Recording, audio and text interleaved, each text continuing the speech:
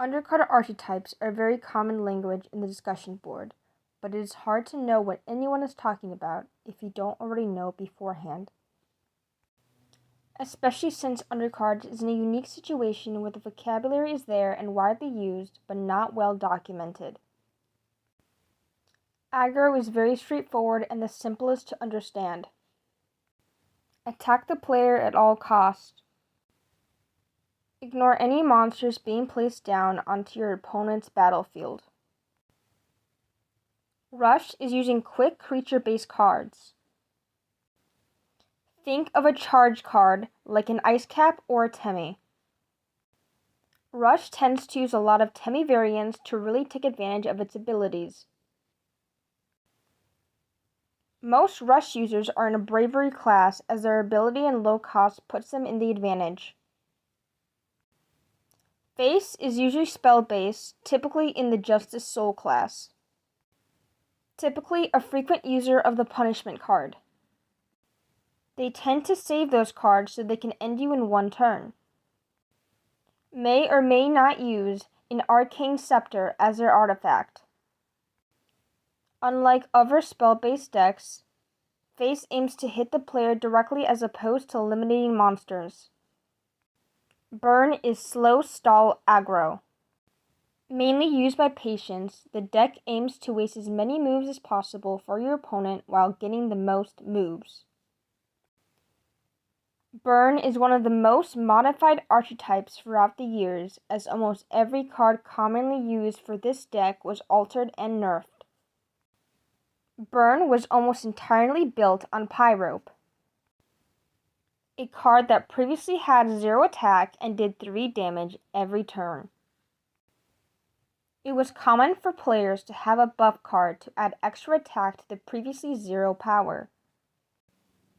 A common counter card for Pyrope was Magic. In Burn, snowmans were essential. Patient wasn't enough. The snowman also had to immobilize any monsters put by your opponents. Mid-range is higher costing monster usage. High cost but very sturdy stats. Cards that your opponent should not ignore as they could easily win the game if not taken care of.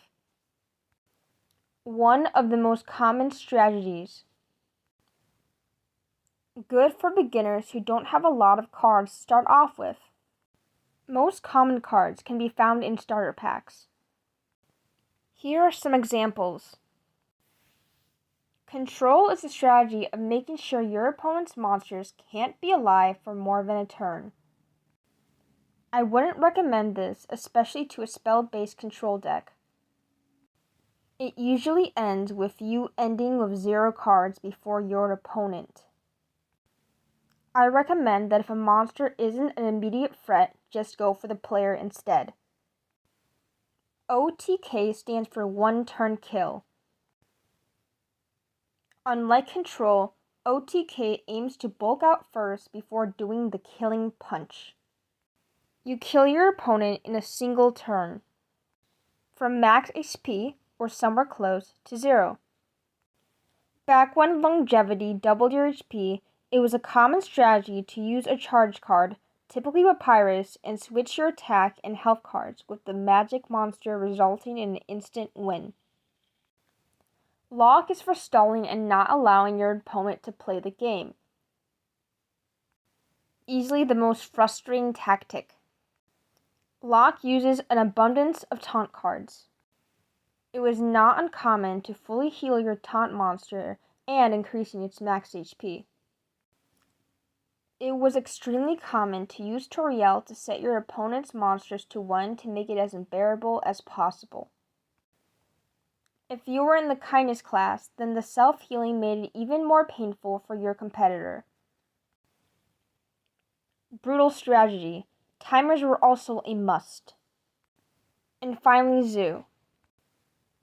Zoo plays only low-cost monsters with the goal of having cards that can respond to obstacles. Silent cards and taunts are a must for this playstyle.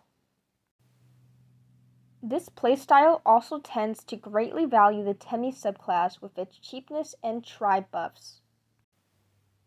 Trader Tim also gives spells for the extra coverage.